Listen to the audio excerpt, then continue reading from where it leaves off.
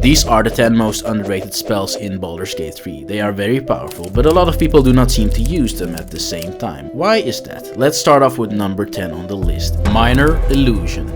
Minor Illusion seems initially not too useful. How big of an impact can a Minor Illusion really have? Well, you would be mistaken. It's a great setup tool as it forces enemies to investigate a certain spot, but in doing so, it groups them together. So accordingly, you can hit them with a big AoE spell and take them all out at the same time. To make things easier, you can enter turn-based mode the moment they group together. So you practically freeze time and have accordingly more time to think about how you're going to use your AoE spell. You can really abuse this mechanic of enemies walking towards the illusion and place all your enemies, say, near a bunch of explosive barrels, or make them stand near a cliff, and you definitely know what to accordingly do. But that's not all that Minor Illusion can do, because if you think outside of the box, you can, for example, use it to detect invisible enemies as they need to do an investigation check for it, revealing their exact location. And it's a bonus action and a counter, by the way, so you can always use it in addition to your action. If you just want to rob someone in a crowded area, Minor Illusion allows you to do so in broad daylight nonetheless. Cast it and make sure the line of sight is clear, so when everybody turns around and starts focusing on the cat, you enter turn-based combat. While they're all inspecting the illusion, then you have all the room to pickpocket whoever you want. As you see, Minor Illusion gives you a bunch of different uses, and I'm sure if you use your creativity, you can come up with another million things to do with it. It's really good. However, it's thankfully not as underrated as number 9 on the list. 8.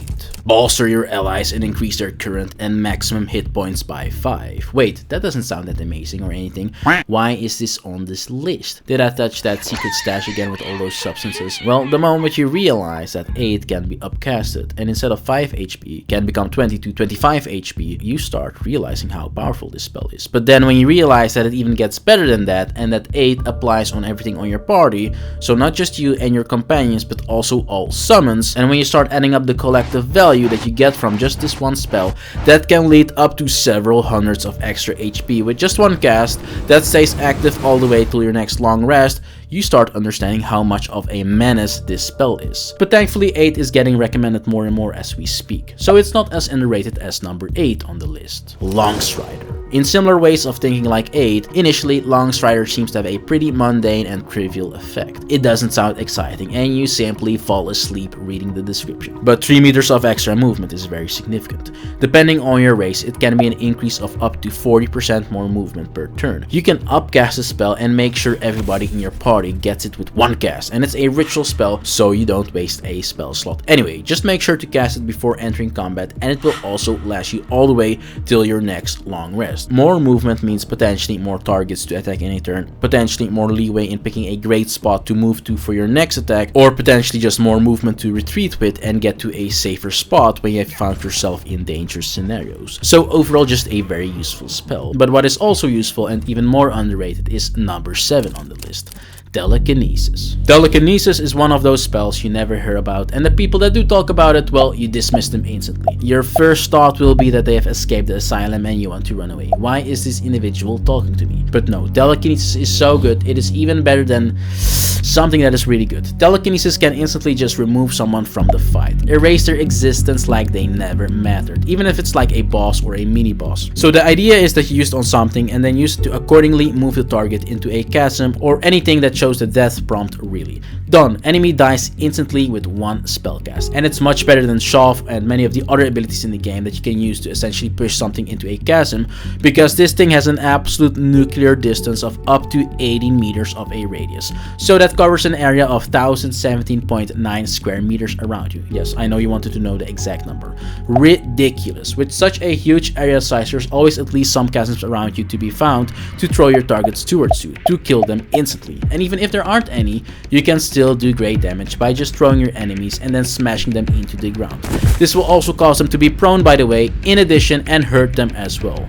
Hurt like the feelings of number 6 on the list, Tasha's Hideous Laughter, as a lot of people seem to sleep on this spell. Tasha's Hideous Laughter leaves a creature prone with laughter without the ability to get up. So it is essentially a stun that is available in the form of a level 1 spell. Yes, that is exactly as good as it sounds. You can get this spell incredibly early and use it all the way till the end of your adventure. It's so good because you can use it to remove the big target or the boss in a group fight and essentially remove them from the battle while you focus on all the smaller targets till you kill them. and that's really how you want to use the spell. Use it on the scary enemy that you do not want to focus on early on in the combat cycle, as hitting whatever is affected with Tasha's Hideous Laughter can potentially remove this debuff. A stun on a level 1 spell that you can use at all times is really just too good. However, you will have to probably recast it a few times, as you will rarely see it hit its maximum potential of being active for a whopping 10 turns, as it's a concentration spell, unlike the number 5 on the list, Blindness. If you succeed in applying Blindness on your enemy, done. It is applied for 10 turns. It is not a concentration spell. I repeat, it is not a concentration spell, and a really good CC spell at the same time as well. As you see on screen, I've listed all the benefits, and they include giving you advantage, giving the enemy a disadvantage, significantly making their attack range much smaller, so against casters this thing completely annihilates them, and it can also be upcasted to target multiple targets at the same time. So it's a great spell to use for when you want to make the battle significantly easier for pretty much everyone in your party. Just like using a big ball of fire in the form of a flaming sphere is at number 4. Flaming sphere is truly amazing. It's this ball of fire that actually acts as a summon, but a summon that takes in quite some space nonetheless. So its massive range for a summon means it can block off entire paths, and your best use case for it is going to be at choke points or at like doors.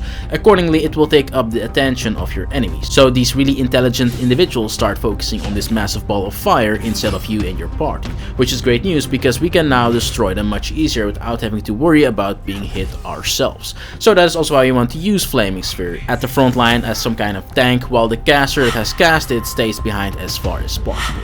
But that is not all, because like I said, Flaming Sphere is a summon, so you can actually attack with it as well, and it does pack a punch for sure. Who needs a party anyways when this beautiful ball will just erase whatever it's fighting on its own?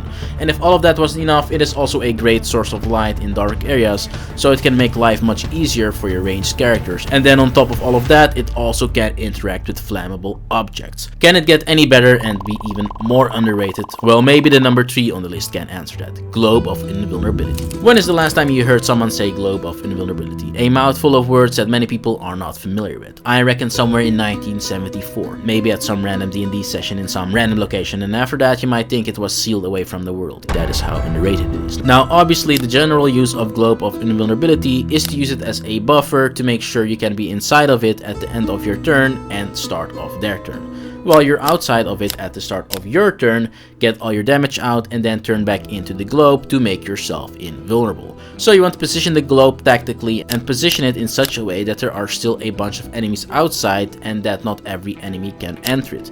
Now enemies that enter it aren't a threat because they will just miss all attacks nonetheless, but the more enemies you can kill off before they reach the globe, the better obviously, as it will eventually wear off. Now Globe of Invulnerability has great synergies however, especially if you abuse its border, where it can benefit from the invulnerability inside but at the same time attack everything that is outside. For example, you can put Guardian of Faith on the border, which deals great damage, but usually Guardian of Faith will take damage itself as a compensation for the high damage it dishes out as a summon. With Globe of Invulnerability, that is a thing of the past. Now Guardian of Faith will instead just deal great damage but without any loss of its HP. As you see, with some creative thinking you can really take Globe of Invulnerability to the next level. Just like Sanctuary is truly on the next level. Sanctuary is probably one of the best spells in the game that initially doesn't seem that impressive, but when you realize it can completely switch the tides of battle, you'll never go a playthrough again without using it. Sanctuary makes whatever it's applied on invulnerable and untargetable, until they use their turn to damage something or if there's some kind of AoE damage that hits your character.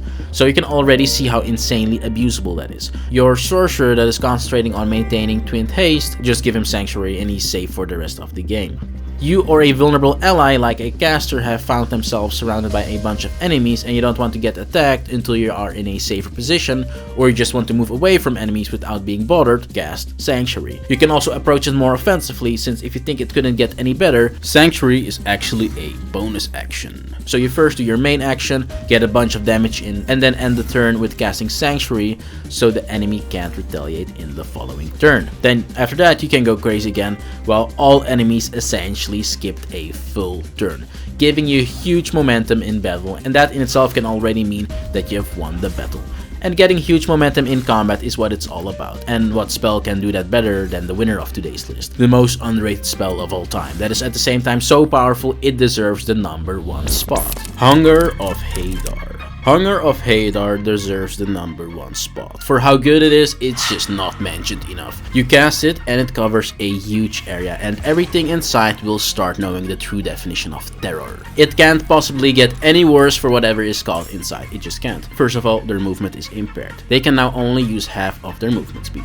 But everything inside also gets blinded, so we get the benefits of blindness, like having advantage on all of our attacks against them, while they get disadvantage on their attacks against us, and they can't cast or attack beyond a 3 meter or 10 feet range. But the CC is just the beginning, because see, at the start of the enemy's turn, every single turn they're inside, they get guaranteed cold damage applied to them. And at the end of the turn, which can in a lot of scenarios be a really meaningless turn for the enemy as they're blinded and have barely any movement, they roll a check to get damage yet again, but this time in the form of acid damage. So they can take damage twice within the same turn from Hunger of Hadar and slowly die over time inside of this destructive spell. And the damage is a very consistent source of damage, because like I said, the range of this AoE spell is really big. If something escapes from this hell zone, you just shove them back in.